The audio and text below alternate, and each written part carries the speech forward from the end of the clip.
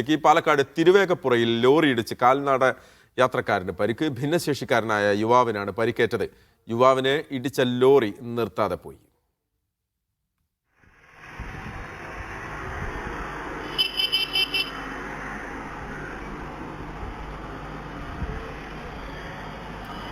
സാജിദ് അജ്മൽ വിവരങ്ങളുമായി ചേരുകയാണ്. സാജിദ്, ഈ അപകടത്തിന്റെ ദൃശ്യങ്ങൾ കാണുമ്പോൾ തന്നെ നമുക്കറിയാം, അതിവേഗം എത്തിയ ഒരു ലോറി അത് ഇടിച്ച് നിർത്താതെ പോയി എന്നുള്ളത്. ഈ ലോറി ഏതാണെന്ന് തിരിച്ചറിഞ്ഞിട്ടുണ്ടോ? മറ്റു നടപടികളിലേക്ക് കടന്നിട്ടുണ്ടോ? അതോ ഒപ്പം തന്നെ ഈ കല്ലട യാത്രക്കാരനായ ഭിന്നശേഷിക്കാരന്റെ പരിക്ക് അത് ഗുരുതരമാണോ?